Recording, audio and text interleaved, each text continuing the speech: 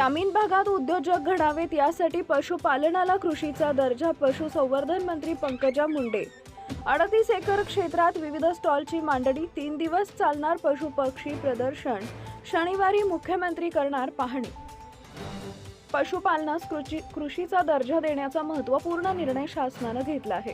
त्यामुळे कृषीच्या दराने कर्ज पुरवठा करण्यासोबत पशुपालनासाठी 50% अनुदान देखील दिले जाणार आहे। त्यामुळे या क्षेत्रात मोठ्या प्रमाणावर ग्रामीण उद्योजक तयार होतील आणि यासाठी सर्वांनी पुढाकार घ्यावा असं आवाहन पशुसंवर्धन तथा पर्यावरणीय मंत्री पंकजा मुंडे यांनी परळी येथील भव्य अशा महापशुधन एक्स्पो 2026च्या उद्घाटन प्रसंगी केले। परळी येथील अंबाजोगाई मार्गालगत असणाऱ्या ओपळे मैदान इथं हे प्रदर्शन आयोजित करण्यात आलं आहे। भव्य अशा 38 एकर मैदानात होणारे हे प्रदर्शन 15 फेब्रुवारी पर्यंत चालणार आहे। उद्घाटन प्रसंगी परळीचे आमदार धनंजय मुंडे, पशुसंवर्धन सचिव डॉक्टर एन रामास्वामी, जिल्हाधिकारी विवेक जॉन्सन, पशुसंवर्धन आयुक्त प्रवीण देवरे तसेच परळीच्या नगराध्यक्षा पद्मश्री धर्माधिकारी आदींची प्रमुख उपस्थिती होती। प्रारंभी प्रदर्शनस्थळी फीत कापून व गौपूजन करून सुरुवात झाली। त्यानंतर औपचारिक उद्घाटन सोहळा दीप प्रज्वलन करून पार पडला। यावेळी दिवंगत उपमुख्यमंत्री अजित पवार यांना श्रद्धांजली अर्पण करण्यात आली। छत्रपती शिवाजी महाराज, भारतरत्न डॉक्टर बाबासाहेब आंबेडकर यांच्या प्रतिमा पूजन तसेच स्वर्गीय गोपीनाथ मुंडे आणि स्वर्गीय अजित पवार यांना अभिवादन करण्यात आले।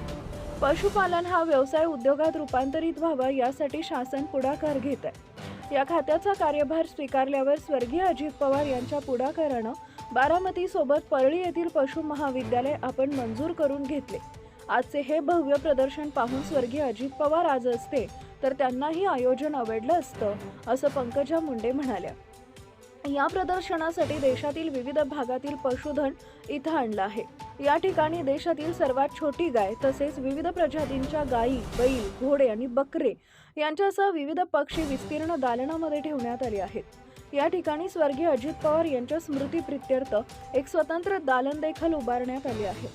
पशुपालन तंत्रात नवे आलेले बदल तसेच उत्पादकता वाढवणारी आणि पशूंवर उपचार करणारी औषधं या ठिकाणी उपलब्ध आहेत। या क्षेत्रातील तज्ञ व्यक्तींची मार्गदर्शनपर व्याख्यानं स्वतंत्रपणे होत आहेत। राज्याचे मुख्यमंत्री देवेंद्र फडणवीस उद्या प्रदर्शनाची पाहणी करण्यासाठी येत आहेत, त्याचंही नियोजन करण्यात आलं आहे।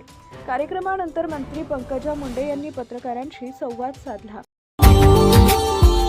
Subscribe now and press the bell icon.